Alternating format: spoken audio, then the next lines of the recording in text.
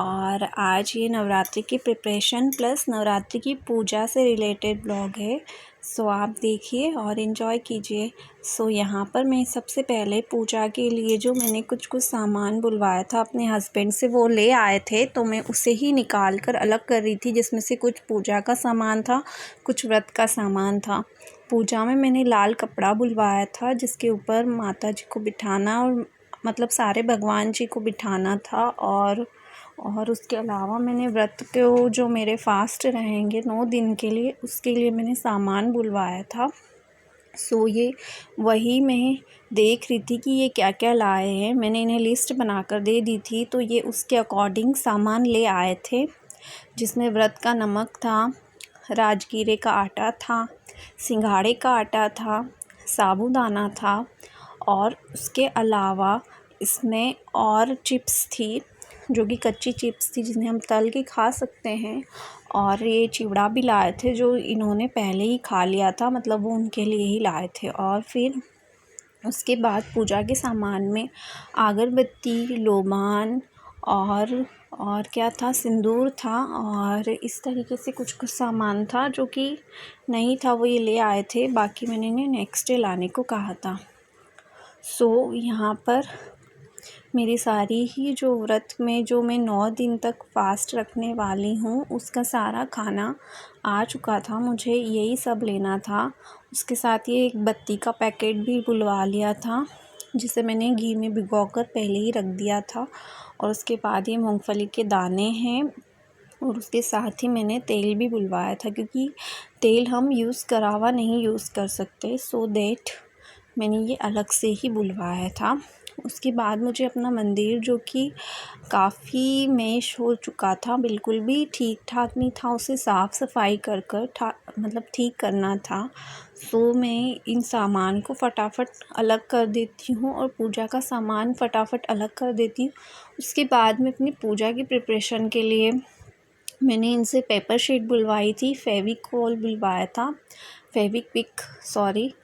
तो मैंने उनको बुलवाया था, तो इनकी हेल्प ली मैंने। फटाफट भगवान जी वगैरह को धोकर, मतलब साफ़ सब करके, और उनके जो दिए वगैरह है, उनकी थाली जो है उसे भी साफ़ कर लिया था।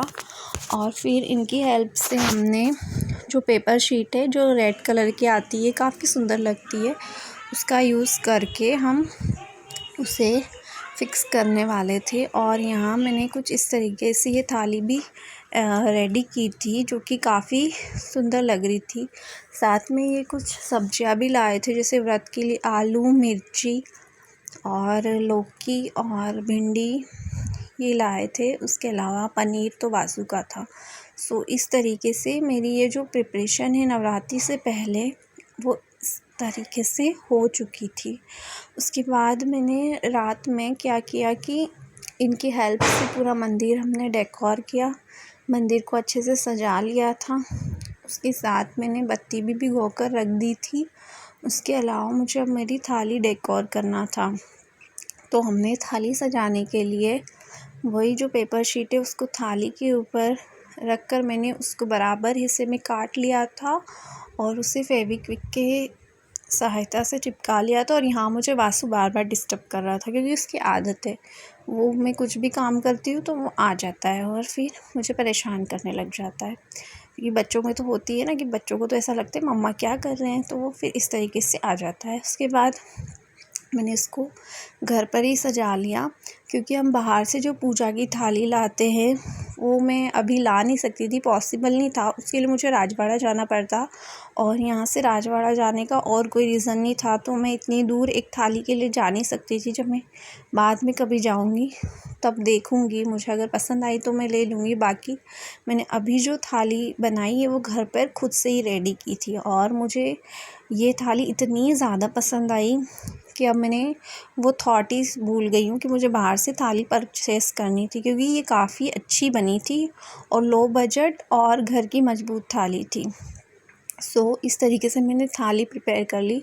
फिर मैंने सोचा कि मेरे पास कुछ दिए भी रखे हैं, क्यों ना मैं उन्हें भी अच्छे से डेकोरेशन करके उन्हें भी इसमें रख लूँ, ताकि जिसके अंदर मैं चावल, कुमकुम और सिंदूर को रख सकूँ। सो दैट मैंने यही अपने जो नेक्स्ट मतलब पिछली दिवाली के जो दिए रखे थे उन्हें निकाला और उन्हें कलरिंग करा और कुछ इस तरीके से उन्हें अच्छे से कलरिंग करा। ऊपर से हाईलाइट करने के लिए मैंने कुछ चमक वाला जो कलर था उससे उस पे हाईलाइट कर दिया और इनको अपनी थाली में रख लिया। वाकई ये काफ़ी ज़्यादा सुंदर लग रहे थे और हम ऐसे छोटी छोटी चीज़ें जो घर में रखी होती है उनका ही रीयूज़ करके काफ़ी सुंदर सुंदर चीज़ें बना सकते हैं। सो हम इन चीज़ों से अपनी जो थाली थी मेरी वो और भी ज़्यादा सुंदर लगी और उसमें बहुत ही प्यारी एक मेरी याद आ गई। जैसे कि मैं बचपन में जब मेरी स्कूल वगैरह में थाली आरती सज्जा होती थी तो हम इस तरीके से ही अपनी आरती सजाते थे, तो मुझे वो मेमोरी भी याद आ गई। सो मुझे काफ़ी अच्छा लग रहा था और मेरा मन बहुत खुश था अंदर से कि वाह, मुझे आर्ट एंड क्राफ्ट का भी शौक़ है, तो वो इच्छा भी पूरी हो गई और इस तरीके से मैंने अपनी थाली को रेडी कर लिया था।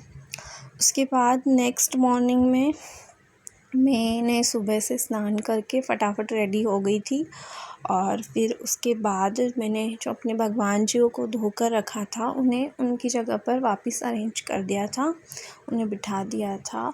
और फिर उसके बाद मैंने अपनी जो भी प्रोसेस थी जैसे कि जल चढ़ाना, उन्हें सिंदूर कुमकुम और चावल और ये लगाना, उसके साथ कुछ और थे जैसे कि इलायची, लौंग और कुछ खारीक, किशमिश, इस तरीके से पंचमेव तत्व जो बोलते हैं, पंचमेवा, वो चढ़ाना था। वो चढ़ा दिया था माता जी को।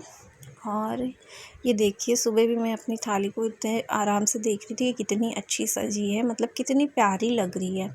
सो इस तरीके से था और डे 1 की पूजा मैंने अकेली की थी। मेरे हस्बैंड चले गए थे, अब वो शाम को आएंगे तो अच्छे से और पूजा करेंगे, मतलब आरती होगी। सुबह भी आरती हुई थी जिसमें मैं और वासु ही थे। वासु ने कोई पार्टिसिपेंट नहीं किया, वो बस देख रहा था।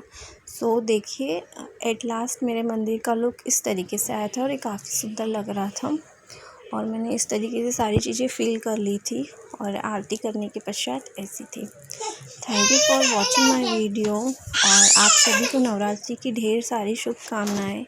बाय बाय गाइस, चैनल को सब्सक्राइब ज़रूर कीजिएगा। बाय।